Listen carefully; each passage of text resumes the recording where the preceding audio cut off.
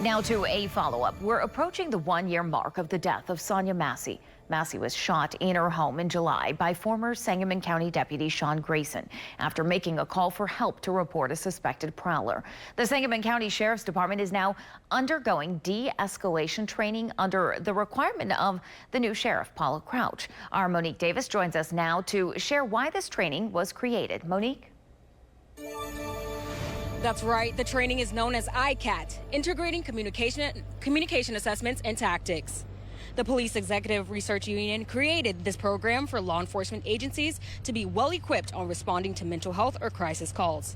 The union executive director, Chuck Wexler, says roughly 40% of crisis calls can be handled using ICAT training.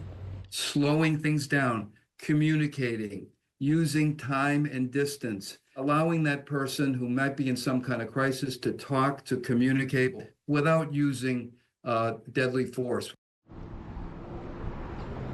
Along with the Sangamon County Sheriff's Department, Wexler added the Illinois State Police and the city of Elgin and Chicago received ICAT training. Excluding transportation to the Decatur training facility, Wexler says this training is completely free to law enforcement agencies. Reporting live in Sangamon County, I'm Monique Davis. Back to you. Thanks, Monique. Wexler added law enforcement agencies should recognize the impact of Sonia Massey's death and use this opportunity to train their officers. Now for a follow-up. As we mentioned last night, over the last few days, the Sangamon County Sheriff's Department has undergone de-escalation training, known as ICAT. Integrating Communications Assessment and Tactics training was designed to help officers diffuse situations where people are suffering a mental health crisis. In light of the death of Sonia Massey, Sangamon County Sheriff Paula Crouch requires her deputies to attend this training to prevent further tragedies. Fox Illinois' Monique Davis shares how the department was able to attend this training. Monique?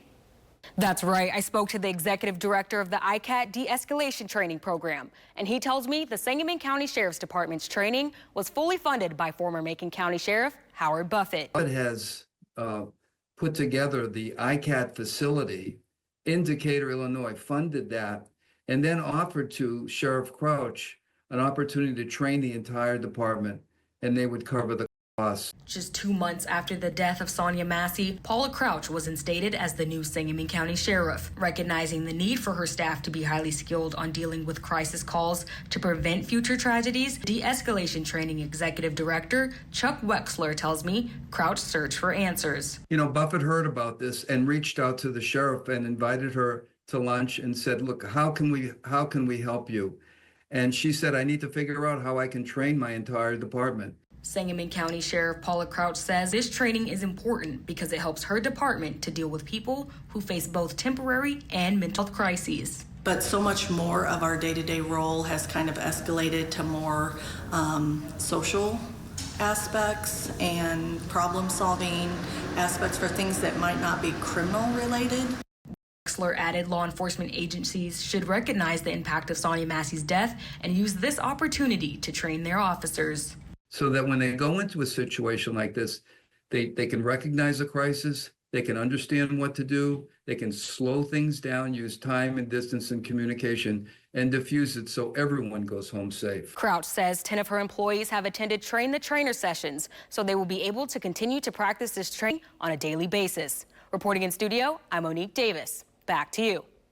Thanks, Monique. Wexler says roughly 40% of crisis calls can be handled using ICAT training. And tomorrow, the Massey Commission will be hosting another work group meeting. This one is for the Community Education on Public Health and Safety Work Group. It's happening at 2 p.m. at CAP 1908 on South Grand Avenue, East in Springfield.